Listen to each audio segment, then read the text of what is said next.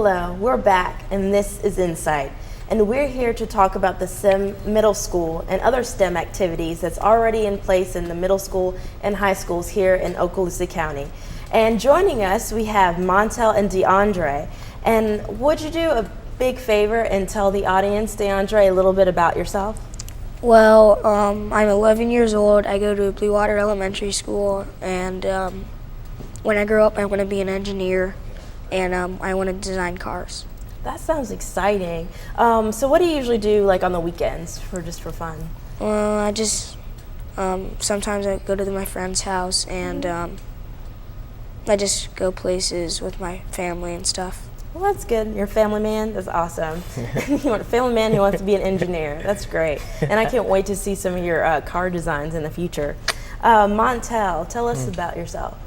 I'm 15 years old. I go to Bruner Middle School. When I grow up, I want to be a video game designer.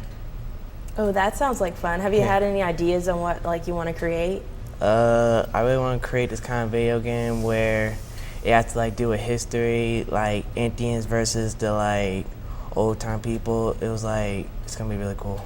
All right, because aren't you doing some kind of project in history now? What are you doing in history? The Civil War project. The Civil War project? Yes. So have you thought about maybe doing a video game for that? Yes, ma'am. Yeah, that would be fun and exciting. At least you'd be learning and you do a little battle on the same time. All right, well, thank you guys, and I'm so glad that you guys came on the show. Excited? Yes. Yeah. Okay. All right, DeAndre, I understand that you were accepted into the STEM middle school in Valparaiso. That's awesome.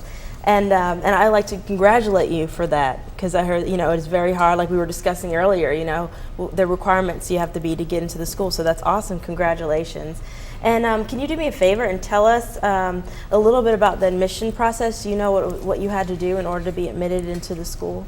Well, I do know that you had to score a 5 on your math FCAT to get accepted. And then with the FCAT, so do you like taking the FCAT? No. Well, it's good that you did a good job.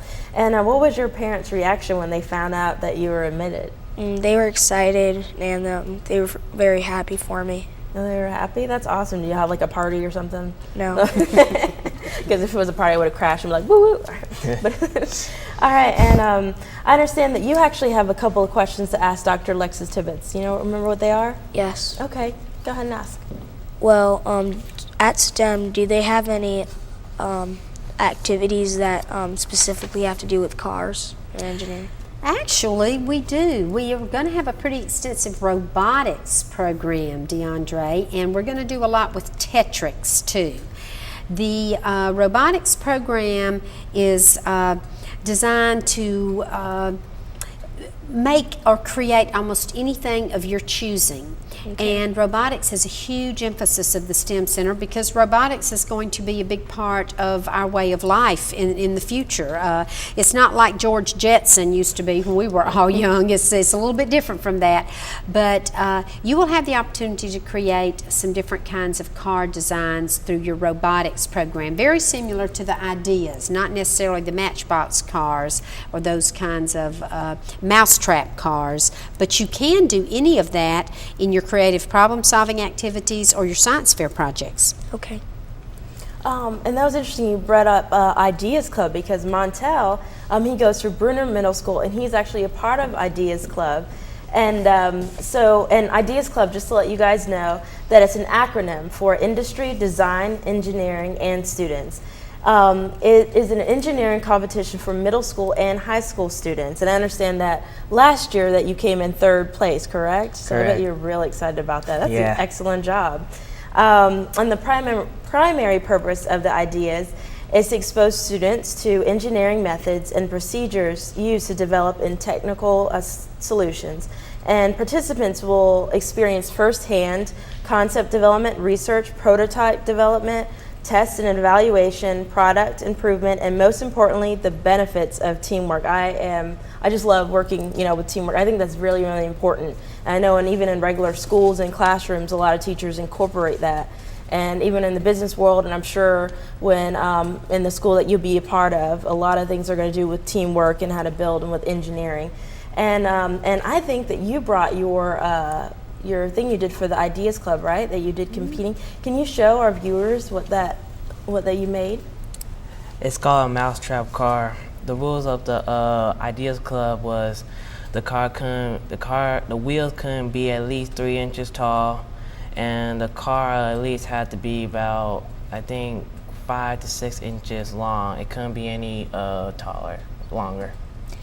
And I saw Montel in his competition. I was there at Show River Middle, and the Bruner schools did an awesome job. And I'm going to brag on Montel because you talk about teamwork. His group really worked as a team to design their mousetrap car and send it out. And I do have to give a big compliment to Jacobs Engineering. Jacobs Technology sponsored this competition, and the kids had good prizes, and the schools got a lot of notoriety. So I'm proud of Montel, because following that specific set of directions is what people have to do many times when they develop missile weapon systems. The bomb can only be so big to fit into the airplane, and so you have to pay attention to size requirements. Y'all did a great job, Montel. Thank you. Proud of you. And Mr. Spolsky was proud of you. He was there that day. Yeah. That's excellent. That's an excellent point when you mentioned about directions, because I think that's something that some kids struggle with learning, and I think that the idea with the Ideas Club is perfect for kids to get in the habit of really following directions, exact, and in a fun way too. So it's not like boring instructions. At least it was fun. You're creating something. Yeah. You probably can't actually show it moving, but can you show the viewers exactly how you would get it started?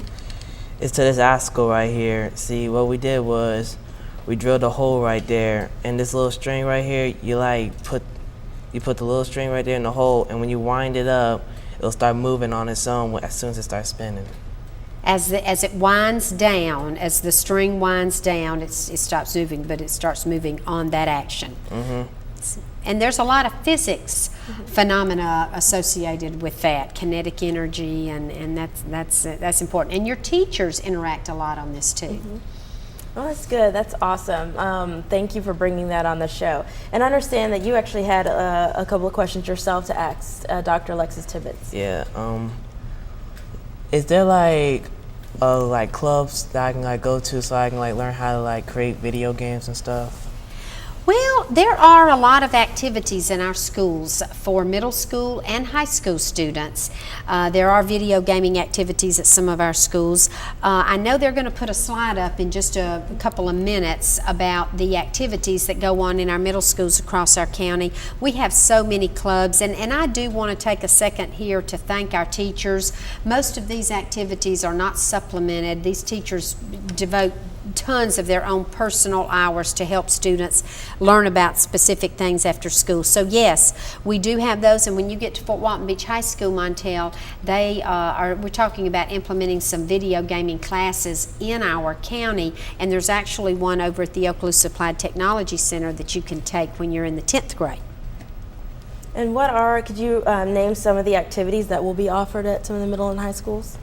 Well, you have the Tech Bowl. Now, that just happened last weekend. For those of you that saw the Tech Bowl, the middle school had an internet scavenger hunt, and the high school students assembled a computer. Now, right now, you can see that Best Robotics and First Lego, they are our big competitions for robotics. And then IDEAS, that's the one we just talked about, that Montel was involved in.